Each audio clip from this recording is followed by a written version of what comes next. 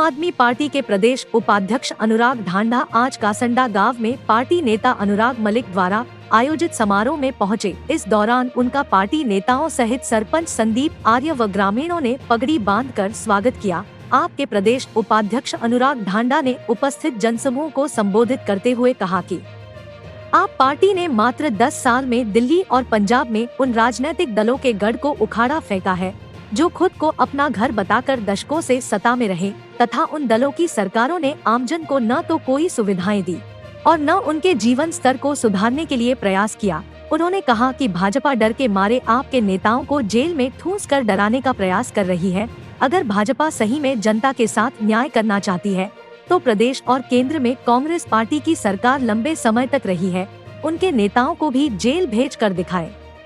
इस दौरान उन्होंने प्रेस वार्ता के दौरान जगत महान न्यूज के इंडिया गठबंधन पर आपके स्टैंड बारे सवाल किए जाने के जवाब में कहा कि गठबंधन की कोऑर्डिनेशन कमेटी जो भी निर्णय लेगी उसी के अनुसार सीटों का बंटवारा होगा और राजनीति में धर्म से रिश्तों को निभाने के हिसाब से चुनाव लड़ा जाएगा।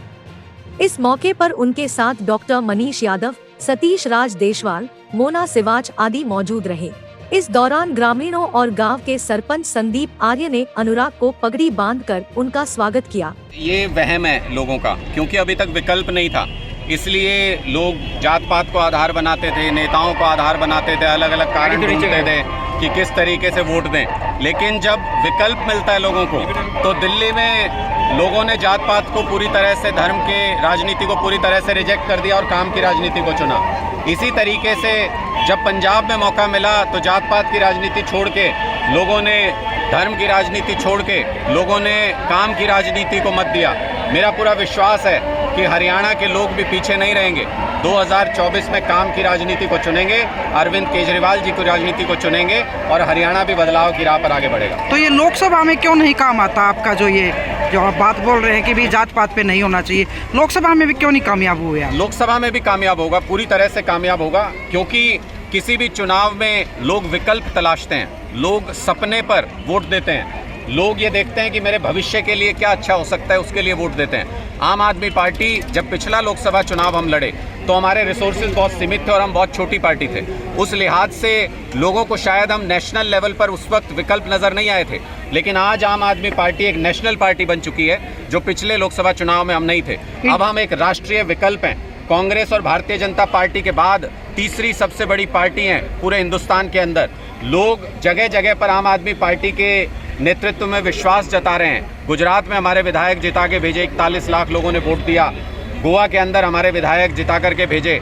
इसी तरीके से हर जगह पर अब हमारे जनप्रतिनिधि चुन करके आ रहे हैं। मुझे पूरा विश्वास है कि आने वाला वक्त आम आदमी पार्टी का है और एक दिन लोग कांग्रेस और भारतीय जनता पार्टी की जात पात और नफरत की राजनीति को छोड़कर आम आदमी पार्टी की काम की राजनीति को देश में मौका देंगे। अरविंद केजरीवाल जी प्रधानमंत्री IL पर अगर सवाल पूछा जाना चाहिए तो सबसे पहले उन पार्टियों से पूछा जाना चाहिए जो 57 साल तक इस मुद्दे के ऊपर राजनीति करते रहे। मैं पूछना चाहता हूं, कांग्रेस तो तीनों जगह सरकार में रह चुकी, केंद्र में भी, हरियाणा में भी, पंजाब में भी, क्यों नहीं किया भाई समाधान? किसने रोका था? मैं गया था रोकने के लिए या आप गए थे रोकने के लिए? बीजेपी तीनों जगह सरकार में रह चुकी, 2016 में भी थी खट्टर साहब के रहते हुए, तीनों जगह सरकार थी, केंद्र में भी, पंजाब में भी, हरियाणा में भी। किसने रोका था? क्यों नहीं किया समाधान? तीनों जगह एक ही पार्टी के मुख्यमंत्री थे, कर सकते थे समाधान। नीयत नहीं है इनकी समाधान करने की। और 2019 में जब प्रधानमंत्री नरेंद्र मोदी जी हरियाणा में आए तो लोगों में एक आस जगी थी।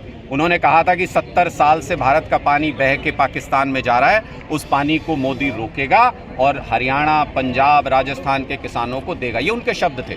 मैं ये पूछना चाहता हूं, प्रधानमंत्री ने मंच से झूठ बोला था या आज उनके अंदर इतना जिगरा नहीं है कि पाकिस्तान का पानी रोक के पंजाब, हरियाणा और राजस्थान के किसानों की प्यास बुझा सके? इसका जवाब उनको देना है। आम आदमी पार्टी को जब जब जहां जहां मौका मिला हमने विकट से विकट समस्याओं को सुलझाया है। जिस कूड़े के ढेर को बीजेपी के नेता खुलेआम कहते थे दिल्ली में हट नहीं सकता, आज वो गायब हो रहे हैं धीरे धीरे। हम स्पष्ट स्टैंड है और ये हमने कई बार इस पर अपनी राय स्पष्ट की है।